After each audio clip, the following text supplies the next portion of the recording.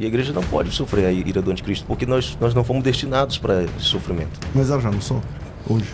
Nós sofremos com perseguições, com angústias, com mortes, né? Então já sofre. Se a igreja foi arrebatada, o anticristo vai perseguir quem? Se a igreja for arrebatada, o anticristo vai perseguir Israel, que é o povo de Deus também, que são santos, eleitos. Mas eles creem que Jesus é o Cristo? Eles não creem nesse momento. Então não é anticristo. Eles não então creem tem que ser anti-Israel, um judeu convertido à igreja. Claro. Isso não vai mudar. Isso nós concordamos. Então se vocês concordam, e se diz que aqueles judeus serão perseguidos e são servos de Jesus, então são a igreja. Parece, pastor, que o senhor está defendendo que a pessoa é salva porque ela morreu martirizada, certo? Mas o sangue de ninguém pode salvar a pessoa. É só a fé em Cristo. Quem salva é o sangue de Cristo. No vídeo de hoje, o pastor César Cavalcante confrontou o pré-tribulacionista no debate e provou que os salvos do Antigo Testamento era a igreja. Seja muito bem-vindo ao canal Poder da Palavra, o seu canal de corte cristão do YouTube. Já deixe seu gostei, inscreva-se no canal para não perder nenhum vídeo. E na sua opinião, a igreja passará pela grande tribulação? Agora, vamos ao vídeo. Deixa uma pergunta na segunda carta de Pedro, capítulo 3, versículo 10. Diz assim, segunda de Pedro 3, 10. O dia do Senhor virá como ladrão. Os céus passarão com grande estrondo. Os elementos ardendo se desfarão. A terra e as obras que nela há serão descobertas. Essa aqui é qual fase da segunda vinda de Jesus, na sua opinião? Grande tribulação. Aqui é a grande tribulação? Eu vou ler, acho que o senhor não... Os céus passarão com grande estrondo. Isso aqui é na grande tribulação? Os elementos ardendo se desfarão. Grande tribulação. A terra e as obras que há nela serão descobertas. É na grande tribulação? Aí no versículo 11 fala assim, havendo, pois, de perecer todas essas coisas, que pessoas não deveis ser em santidade e piedade, aguardando e desejando ardentemente a vinda do dia de Deus. O apóstolo Pedro está dizendo o seguinte, tudo isso que vai acontecer, que o senhor está dizendo que é na grande tribulação, ele diz assim, e vocês, as pessoas que não devíeis ser em santidade e piedade, aguardando e desejando ardentemente a vinda do dia de Deus. O Pedro está dizendo que isso que o senhor está chamando que é tudo na grande tribulação, que a igreja precisava aguardar, desejando ardentemente o dia da vinda de Deus. Quer dizer, os salvos, para Pedro, eles estão ali aguardando ansiosamente esse dia, enfrentando tudo isso que está aqui. Não seria essa a leitura correta desse texto?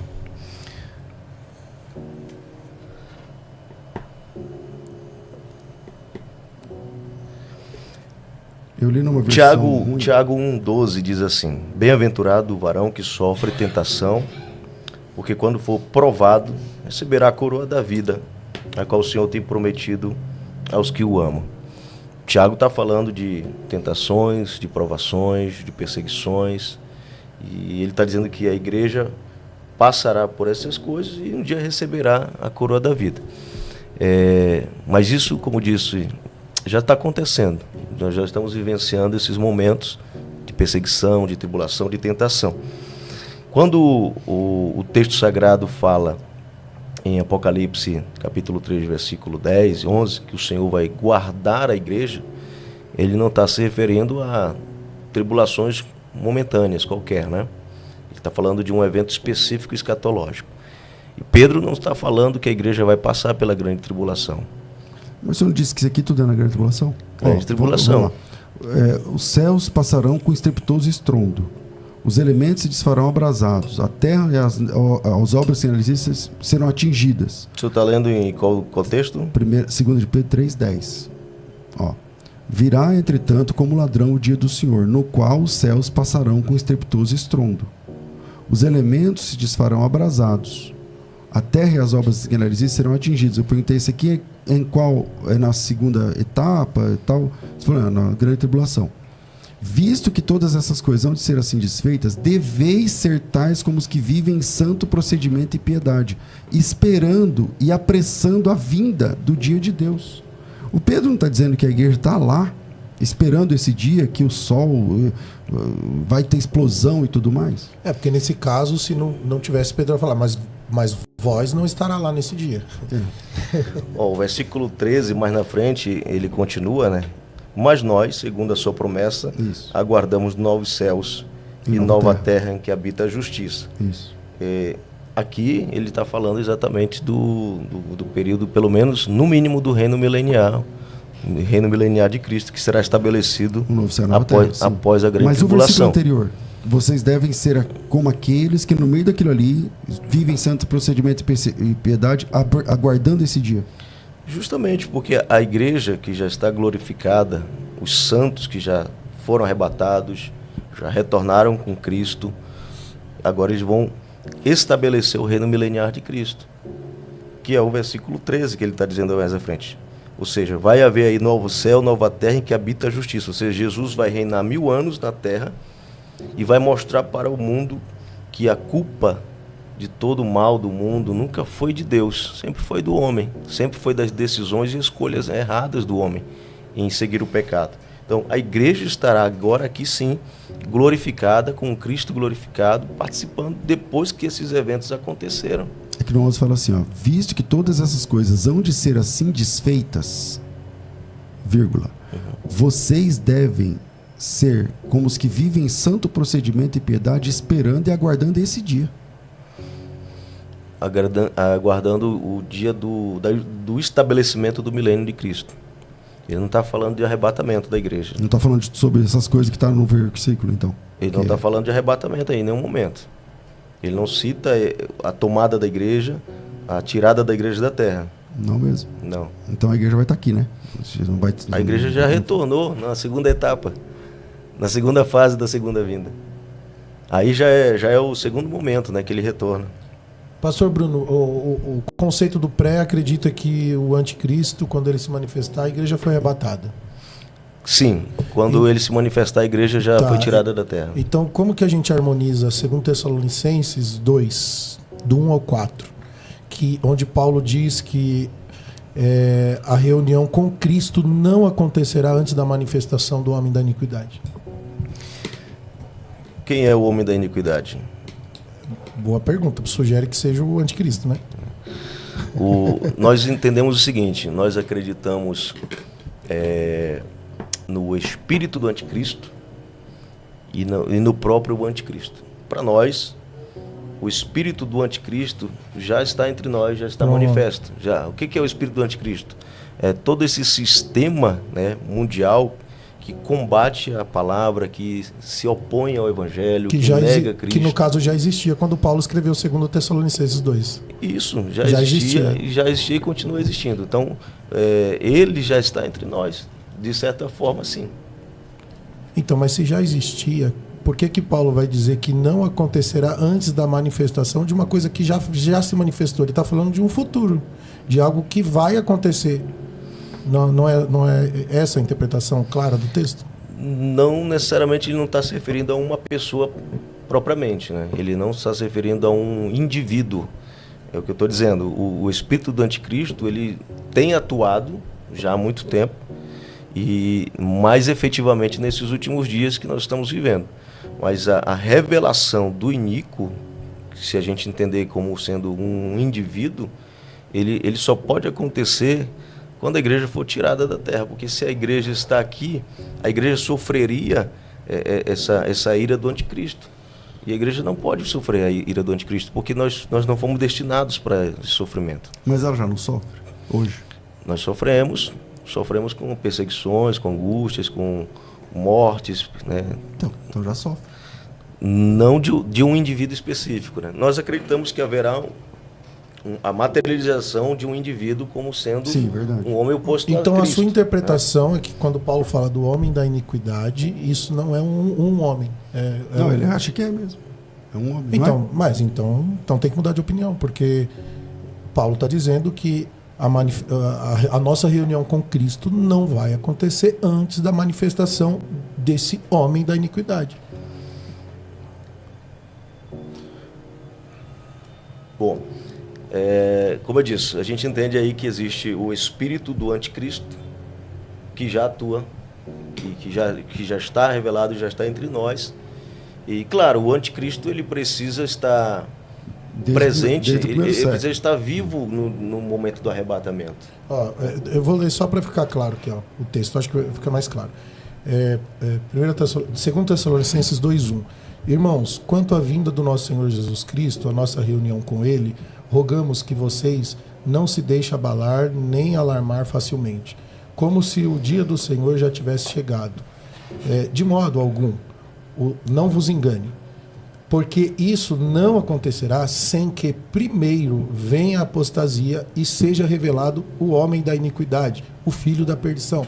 Então você percebe aqui, Paulo está fazendo um alerta, olha, vocês não se enganem, porque o negócio só vai acontecer, não vai acontecer antes que se revele esse homem da iniquidade, o filho da perdição, que para mim não sugere um sistema, mas sugere sim um indivíduo.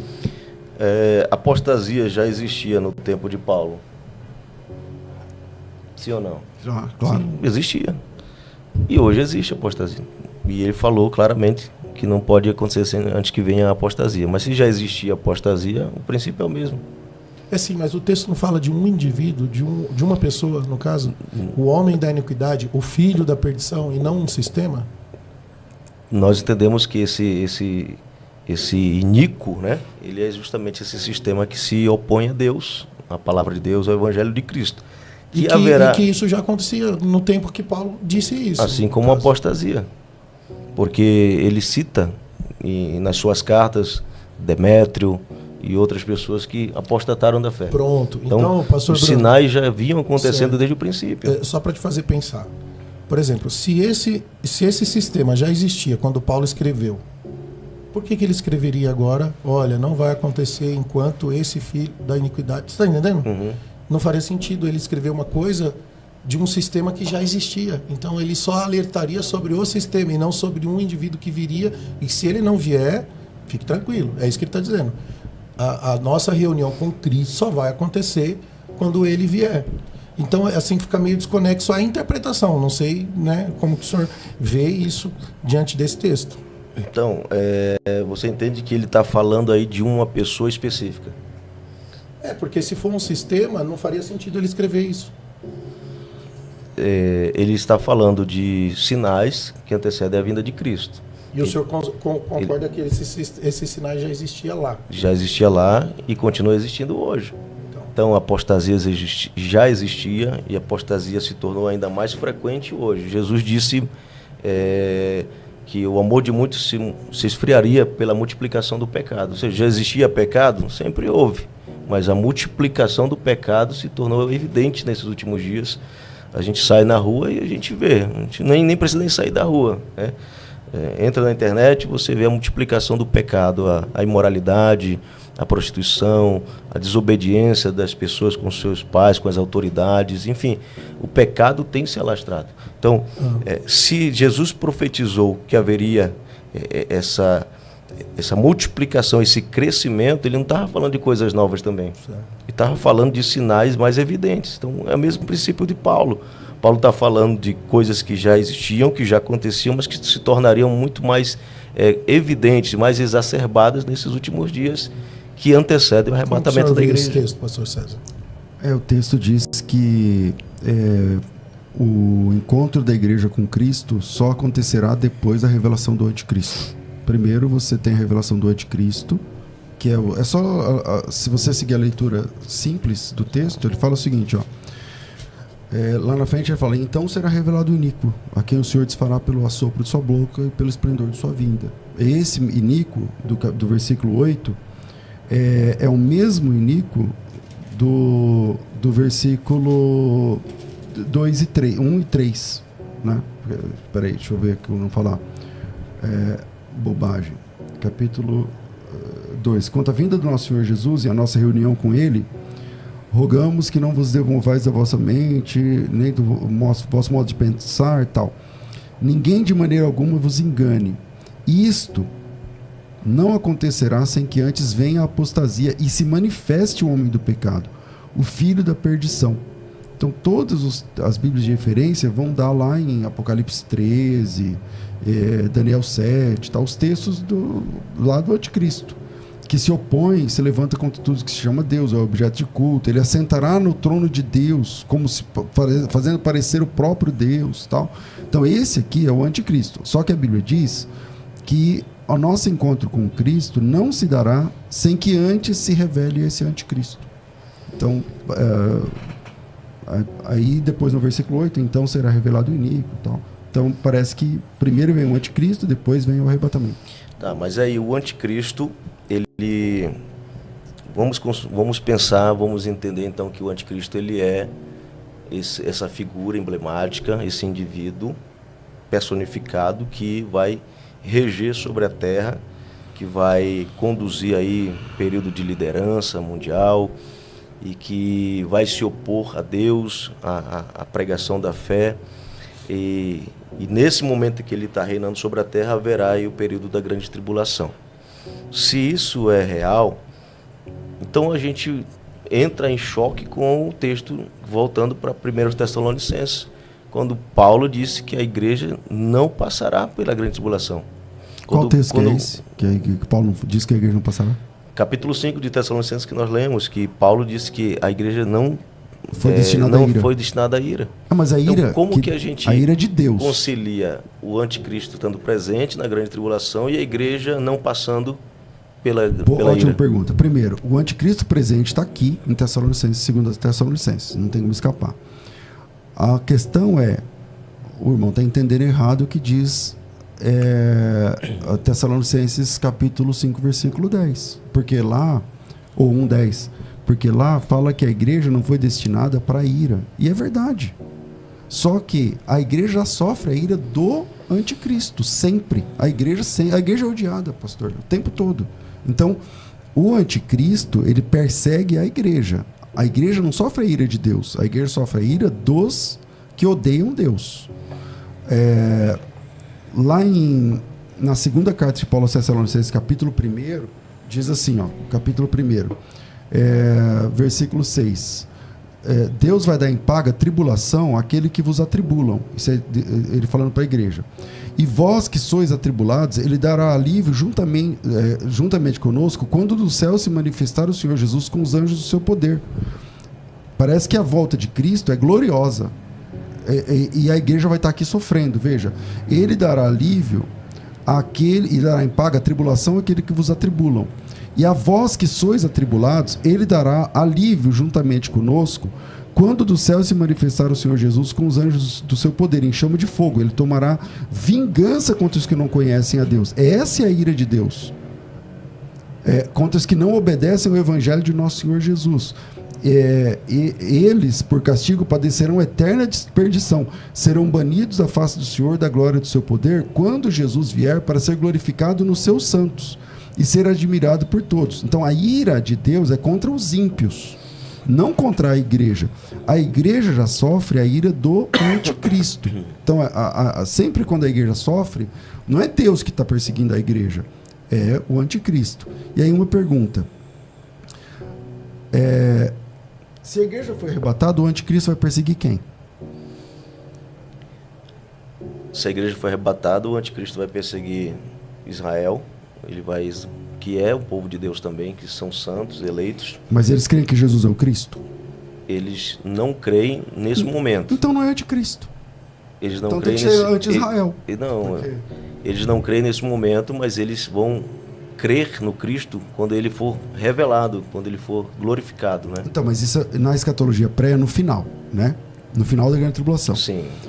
Se o anticristo persegue judeus que não são cristãos, não faz sentido, certo? Não, ele persegue judeus, como eu falei, Israel, e aqueles que estarão aqui, que ficaram, digamos, da igreja remida, a igreja salva, a igreja que foi arrebatada, vai deixar gente para trás.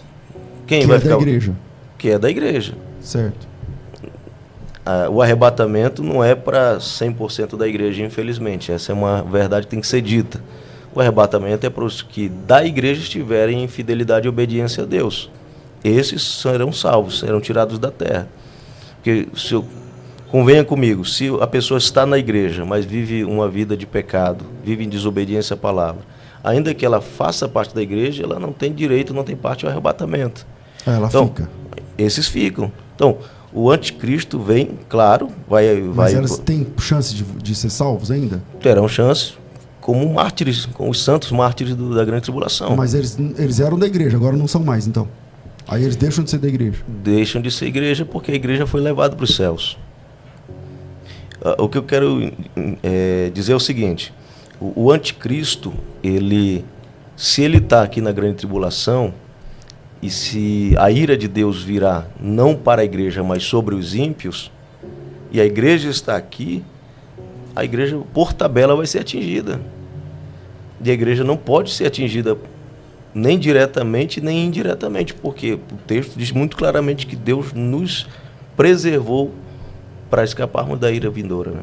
A ira de Deus é contra os filhos da impiedade, né? A Bíblia Então, diz. é o que eu estou dizendo, pastor. Se a ira de Deus vindoura é contra os filhos da impiedade e a igreja está aqui, a igreja não vai ser atingida do mesmo jeito, de forma indireta? Você pode lembrar das 10 pragas do Egito, onde Deus guardou todos os hebreus durante todas as 10 pragas. Mas aí o que vai acontecer? Deus vai colocar um campo de força em volta de cada cristão espalhado pelo planeta? É possível? Aí já estamos... E o plano final não seria esse guardar? O plano final não é a eternidade? A questão salvífica? Porque até hoje os cristãos sofrem, morrem. Se a gente for em países aí, a grande tribulação para eles já é uma realidade. Não, isso é tribulação, é um tipo de tribulação, é perseguição, mas os nossos irmãos da igreja primitiva também sofreram isso e não era grande tribulação. Porque se a gente for nesse conceito de que o sofrimento é o problema, ele é um problema hoje, não só na tribulação, porque ele já existe hoje por perseguição e tudo mais. Eu acho que esse guardar da hora da ira e tudo mais, eu acho que é mais subjetivo na questão eterna do que numa questão circunstancial, porque o cristão hoje morre por Jesus, ele apanha, ele sofre, enfim, e ainda não chegou a tribulação, a grande tribulação. Exatamente, não chegou ainda, mas ela virá. Isso nós não temos dúvida, né? A grande questão é, a igreja vai estar aqui ou não? Eu entendo que não estará, porque a igreja não está destinada a passar por essa ira de Deus, né? Eu entendo que existe diferença entre Israel e a igreja, e nós concordamos nisso ou não? Não. Não? É porque Paulo falou que caiu a parede de separação, né? Não tem mais... Por exemplo... Então a igreja hoje... Os apóstolos. A igreja hoje seria o Israel de Deus? Sim, pode ser. Veja bem, os apóstolos são 12. Todos eles eram judeus, certo? Todos eram judeus. Eles eram igreja? Tornaram-se igreja... Porque a igreja, a verdade é que o cristianismo ele sai de dentro do judaísmo. Então, mas não, um convertido ali é igreja, certo? Com igreja. Tá. A igreja de Jerusalém é uma igreja. Uhum. Tá? Então ela é formada só de judeus. Quer dizer, quando um judeu se converte, parece que ele vira igreja. É porque é uma transição, né? Muda a lei, muda o sacerdócio, muda o... Isso, e essa igreja se expande depois para os gentios. Isso. Então já deixa Mas de ser... Mas a gente está falando dos judeus agora. Então, quando um judeu se converte, ele não vira igreja? Vira igreja. Então, isso vai mudar em algum momento? Isso não vai mudar, a não ser para os judeus que não viraram igreja. Não, aí tudo bem. É o que eu estou dizendo. Um judeu que não é convertido profecias... não é nosso irmão. Um judeu que não é convertido não é nosso irmão. Não é igreja, não é salvo. Não é salvo, ok, concordamos. Então, mas um judeu que se converte lá no primeiro século, tipo Paulo, ele é igreja? Igreja. Hoje, ele é igreja? Igreja. Então, pronto. Então, um judeu convertido é igreja. Claro. Isso não vai mudar. Não, nisso nós concordamos. Então, se você concorda e você diz que aqueles judeus serão perseguidos e são servos de Jesus, então são igreja. Quais judeus convertidos? Porque a Bíblia diz que eles serão perseguidos por causa do testemunho de Jesus. Na grande tribulação. Na grande tribulação.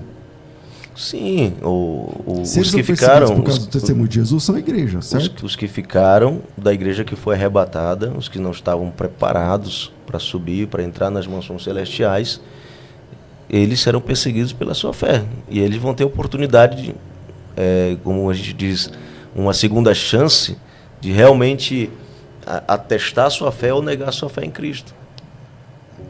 Então parece, pastor, que o senhor está defendendo que a pessoa é salva porque ela morreu martirizada, certo? Mas o sangue de ninguém pode salvar a pessoa. É só a fé em Cristo. Quem salva é o sangue de Cristo. Sim. Então, a pessoa que é salva, ela é salva só pelo sangue de Cristo. Os mártires de Apocalipse capítulo 7, que são essas pessoas, a Bíblia diz assim sobre elas, veja bem. Lavaram as suas vestiduras no sangue do Cordeiro. Se lavaram o sangue do Cordeiro, não é no próprio sangue delas, mas elas foram mortas. Então, pastor, é como os mártires do Coliseu de Roma.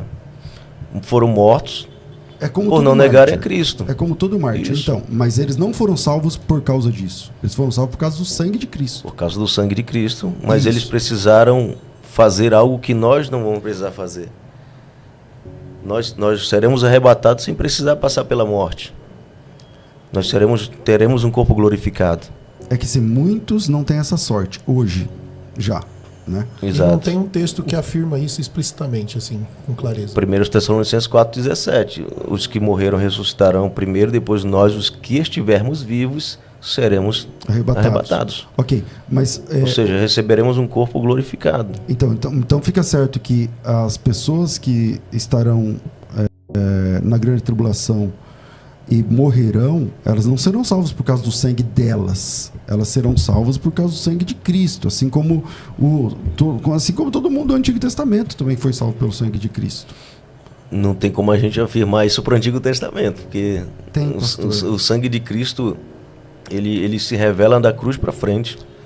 Então, na verdade não é Jesus não é bem disse assim. como que Jesus disse, pastor, lá na última ceia, né? Última e primeira também, que era a última ceia judaica e a primeira ceia cristã. Jesus disse: esse sangue é o sangue da nova aliança, que é derramado por muitos para a remissão de pecados. Então Jesus estava dizendo muito claramente, daqui para frente não é mais o sangue de sacrifícios. Esse é o sangue da nova aliança. Tá, eu vou ler para o senhor. Então a nova aliança não estava baseada nesse sangue. Tá, vamos lá. 1 de Pedro, capítulo 1, versículo 10, diz assim: desta salvação inquiriram e indagaram diligentemente os profetas que profetizaram da graça que vos era destinada. Então vamos lá. Dessa salvação, da salvação em Cristo, indagaram diligentemente os profetas que profetizaram da graça que vos era indagada, indagando qual tempo ou qual ocasião que o Espírito de Cristo que estava neles indicava ao dar de antemão testemunho sobre os sofrimentos que a Cristo haviam de vir e sobre as glórias que o seguiriam, aos quais foi revelado que não para si mesmos, mas para vós, eles ministravam essas coisas que agora vos foram anunciadas por aqueles que pelo Espírito Santo foi enviado do céu e vos pregaram o Evangelho, coisas para as quais até os anjos desejavam atentar. Esse texto, ele está dizendo, pastor, que desde o Antigo Testamento, eles estavam vendo Cristo. Eles não sabiam o nome, se tinha o olho azul, ou claro, ou verde, não sei o quê, mas eles estavam falando sobre o sofrimento do Messias. É muito claro no texto que quem salva o pessoal do Antigo Testamento também é o sangue de Jesus. É desse sangue que eles estavam falando, dessa salvação, inquiriram, indagaram diligentemente os profetas, profetizaram tal, indagando qual era o tempo ou ocasião que o Espírito de Cristo que estava neles indicava para dar de antemão testemunho dos sofrimentos que a Cristo haviam de vir. Eles foram salvos nessa fé, na fé do sangue que ainda não tinha corrido, porque eles estão para antes da crucificação. Mas quem salva o Abraão, o Isaac, o Jacó, também é o sangue de Jesus, não é o sangue deles. No entanto, eles não são igreja. Não tem como chamá-los de igreja. Ainda que a gente concorde e tome por verdade que eles creram no sacrifício que ainda não havia sido feito, eles não têm como ser chamados de igreja. Eles são chamados de quê? Eles são santos de Deus, eles são eleitos de Deus, eles são escolhidos, são justos. E a igreja não é isso também? Mas eles não podem ser chamados de igreja. Então, que a palavra igreja é uma palavra do Novo Testamento em grego, né? Mas, por exemplo, se eu te mostrar um texto onde chama eles de igreja, resolveria? Vamos lá. Então vamos lá. Em Atos dos Apóstolos, capítulo 7, na pregação de Estevão, o Estevão fala, quando ele chega aqui em Moisés, ele fala que o Moisés, ele falou para a igreja que estava no deserto. Por exemplo, deixa eu ver aqui, eu vou ter que procurar na concordância, senão vai demorar muito. Então, peraí. Igreja, então vamos lá. Em Atos... Não seria a congregação que ele usa, não? Mas ele usa a palavra igreja lá, aqui ó, capítulo 7, versículo 38. Este Moisés é quem esteve na igreja do deserto, porque a palavra congregação, ela nem sempre significa igreja, né? Pode ser um ajuntamento, pode ser uma reunião, tal, não sei o quê. Se a sua Bíblia tem o senhor acesso... está em qual versão? Corrigida? Isso que eu estou falando é no grego, é no texto original. Ele estava na eclesia do deserto. O senhor, eu posso ver aqui na revista atualizada, mas esse Moisés, quem esteve na congregação do deserto, mas o texto original chama aquela congregação de igreja. Então, mas a gente sabe... E a palavra grega aqui é eclesia mesmo. Pois e eclesia a gente sabe que significa assembleia ou reunião. Isso não explica nada. Era uma reunião, era uma congregação de pessoas. Não, toda vez que a palavra igreja no Novo Testamento... A palavra igreja é uma palavra do Novo Testamento. Sim. Toda vez que aparece a palavra eclesia, significa igreja, não é? Não nesse caso. Então, menos esse. Então, todos menos esse. Porque aí ele está falando da reunião do povo de Israel. Chamando isso de igreja. Que a palavra eclésia significa assembleia. A palavra eclésia significa reunião de pessoas. Então, nesse sentido aí, não tem como ser... Isso não explica por ser uma palavra... Não tem como ser igreja no sentido do Novo Testamento, como os salvos que creram no Evangelho de Cristo. É porque assim, quando você tem... Bom, aí tem um texto claro, mas aí tudo bem. Então, aí você tem o apóstolo Paulo falando o seguinte, ó, que a partir de Cristo, a parede de separação entre judeus e gentios é derrubada. Você acredita nisso? Acredito nisso. Nele não existe nem grego, nem judeu, nem livre, nem escravo. Acabou. É tudo igreja de Deus, claro, a partir da conversão. Claro. Se é tudo a igreja de Deus a partir da conversão, então um judeu convertido, ele é a igreja. Ele é a igreja. Então, beleza. Então, acabou. É isso mesmo. Então, os judeus convertidos do lado da escatologia são igreja, certo? Da grande tribulação? Sim. São igreja. Então, pronto. Então, eles atravessam a grande tribulação sofrendo um pouco. Sendo perseguidos, sendo mortos. Sim, mas ele é um cristão convertido não no período pré-tribulacionista. De pré-tribulação, porque se ele tivesse sido um judeu convertido de fato, ele teria sido arrebatado. Ou seja, eu não estou descartando a hipótese de que o judeu crente poderá estar na grande tribulação, assim como um gentil crente pode estar na grande tribulação. Mas são aqueles que ficaram como remanescentes que não subiram no arrebatamento. Eu acho que a gente está interpretando de modo diferente, de ponto de visão, a mesma coisa. A gente está falando a mesma coisa de ponto de visão diferente.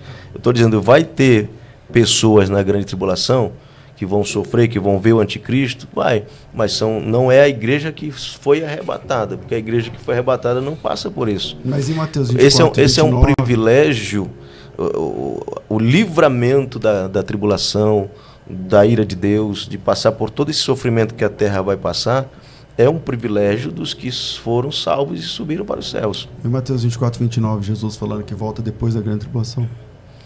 Onde é que está isso? Mateus 24, 29. O que diz lá o texto?